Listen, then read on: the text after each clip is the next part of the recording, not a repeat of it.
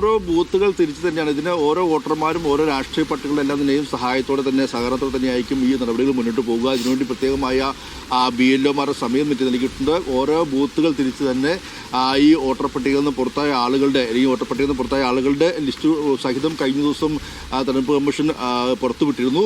ഇനി ഇവർക്ക് കൃത്യമായി പരാതികളുണ്ടെങ്കിൽ അല്ലെങ്കിൽ ഇവർക്ക് വീണ്ടും വോട്ട് ചേർക്കാനുള്ള അവസരം നൽകും. ഫോം 6 ഉപയോഗിച്ചുകൊണ്ട് അത് പൂരിപ്പിക്കുകയും അത് കൃത്യമായി ഈ അപേക്ഷകനെ നേരിട്ട് BLOമാർ തന്നെ വീട്ടിലെത്തി നോട്ടീസ് നൽകും. ഈ നോട്ടീസ് പ്രകാരം ഇവർ നൽകിയ ഈ അപേക്ഷയിൽ എന്തെങ്കിലും രേഖകളുടെ അല്ലെങ്കിൽ എന്തെങ്കിലും കുറവുണ്ടെങ്കിൽ അത് കൃത്യമായി ആ നോട്ടീസിൽ ഇവർ ഈ BLOമാർ അറിയിക്കുകയും ചെയ്യും. അതുകൂടാതെ അതുമായി പിന്നീട് ഹിയറിങ്ങിന് ഹാജരാകുമ്പോൾ BLOമാരുടെ സാന്നിധ്യവും അവിടെ ഉണ്ടാകും. അത്തരത്തിൽ എല്ലാ രീതിക്കും ഇത്തരത്തിൽ അവർ നൽകേണ്ട രേഖകൾ എന്തൊക്കെ അടക്കമുള്ള കാര്യങ്ങൾ കൃത്യമായി അറിയിക്കുകയും ചെയ്യും. അങ്ങനെ ആ ഒരു ഹിയറിംഗ് വഴിയായിരിക്കും വീണ്ടും ഇവർക്ക് ആ വോട്ട് ചേർക്കാനുള്ള അവസരം ഉണ്ടാവുക.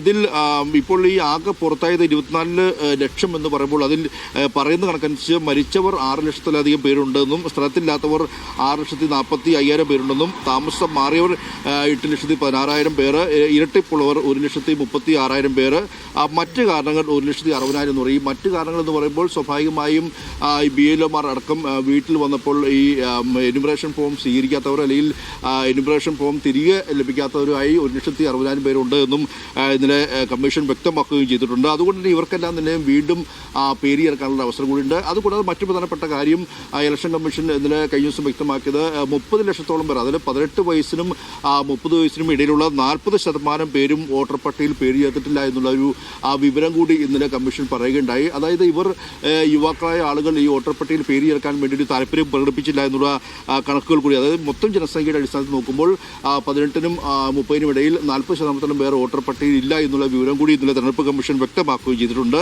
എന്തായാലും ഈ ഇത്തരത്തിൽ 2002 വോട്ടർ പട്ടികയിലുള്ള അല്ലെങ്കിൽ അവരുടെ ഇല്ലാത്തവരുടെ അവരുടെ മാതാപിതാക്കളോ അല്ലെങ്കിൽ അവരുടെ മാതാപിതാക്കളോ ഇല്ലാത്തവരൊക്കെ ഇത്തരത്തിൽ വീണ്ടും പുതുതായി വോട്ടർ പട്ടികയിൽ പേര് ചേർക്കണം. അതിനു വേണ്ടിയുള്ള നിർദ്ദേശങ്ങളാണ് നൽകിയിരിക്കുന്നത്. അതിനുള്ള സമയമാണ് ജനുവരി 22 വരെ നൽകിയിട്ടുള്ളത്. ഫെബ്രുവരി 14 തീയതി വരെ ഹിയറിംഗ് ഉണ്ടാകും. അതിനുശേഷം ആയിരിക്കും ഫെബ്രുവരി 21 ഈ അന്തിമ വോട്ടർ പട്ടിക പുറത്തിറക്കുക. ഈ അന്തിമ വോട്ടർ പട്ടിക പുറത്തിറക്കിയാലും പിന്നീടും പരാതി ഉണ്ടെങ്കിൽ ഈ അതിനുവേണ്ടിയുള്ള സംവിധാനങ്ങളും ഏർപ്പെടുത്തിയിട്ടുണ്ടെന്നും തെരഞ്ഞെടുപ്പ് കമ്മീഷൻ അറിയിക്കുകയും ചെയ്തിട്ടുണ്ട്. എന്തായാലും ഇതിൽ ഏറ്റവും പ്രധാനമായി ഇനിയുള്ള ദിവസങ്ങളിൽ ഈ കരട് വോട്ടർ പട്ടിക പരിശോധിക്കുകയും അതിൽ തങ്ങളുടെ പേരുണ്ടോ എന്ന് ഉറപ്പാക്കുകയും ചെയ്യും. അതിനുശേഷം എത്രയും പെട്ടെന്ന് ജനുവരി 22 ഒരു മാസത്തിനകം തന്നെ ഈ വോട്ടർ പട്ടികയിൽ പേര് ചേർക്കുക എന്നുള്ളതാണ് ഇതിൽ ഏറ്റവും പ്രധാനപ്പെട്ട കാര്യം. ഏകദേശം 20 ലക്ഷത്തിലധികം ആളുകൾ ഈ വോട്ടർ പട്ടികയിൽ പേര് ചേർക്കാനുണ്ട് എന്നുള്ള ഒരു കണക്കാണ് ലഭിച്ചിരിക്കുന്നത്. അത് പ്രകാരം ആണെങ്കിൽ അതൊരു വലിയ പ്രോസസ്സ് തന്നെയാണ്.